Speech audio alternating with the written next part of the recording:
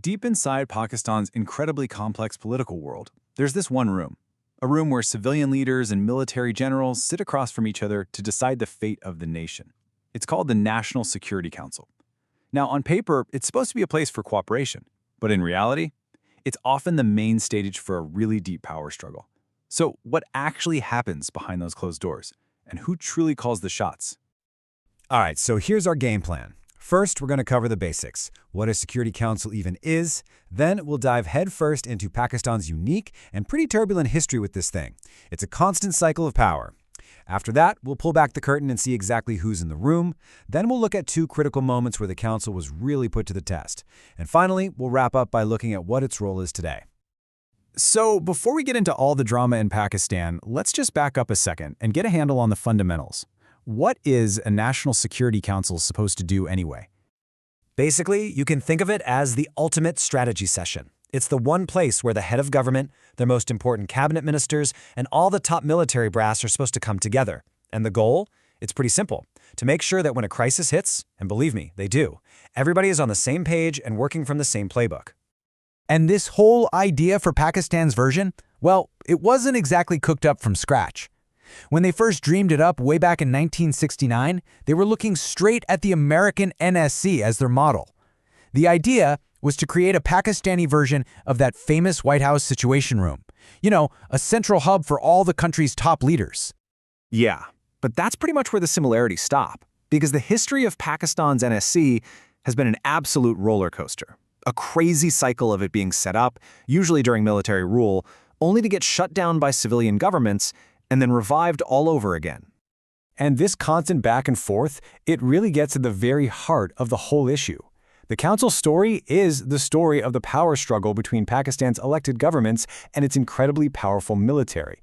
It all boils down to one massive question: who gets the final say on what national security even means?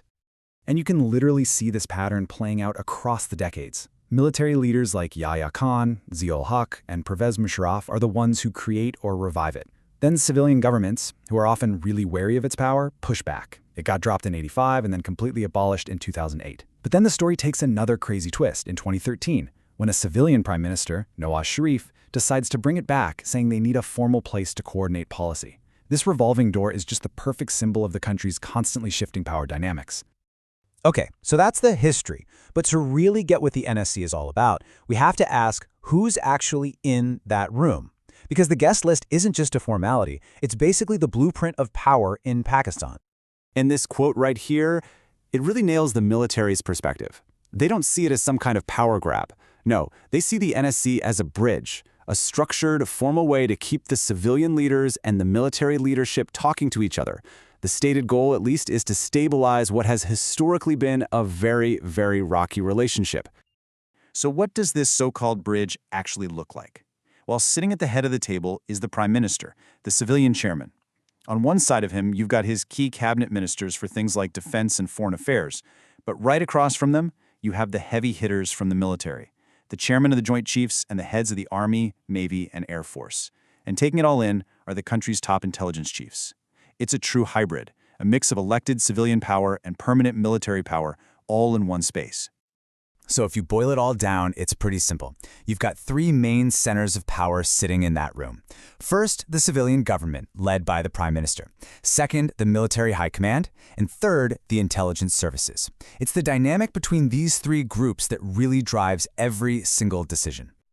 Okay, so that's the theory. But how does this whole setup actually work when a real crisis blows up? Let's look at two historic moments where the NSC was put to the absolute test. Our first case takes us back to 1998. India had just set off a series of nuclear tests, and literally the entire world was holding its breath, watching Pakistan.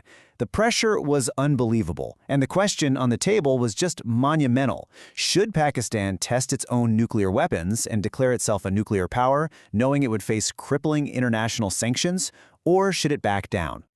And believe me, the decision was anything but simple. The finance minister was terrified of economic collapse. The naval chief was against it on moral grounds, and even the army chief, who was for it, basically said, hey, this is the prime minister's call. In the end, it was a civilian leader, Nawaz Sharif, who gave the final order.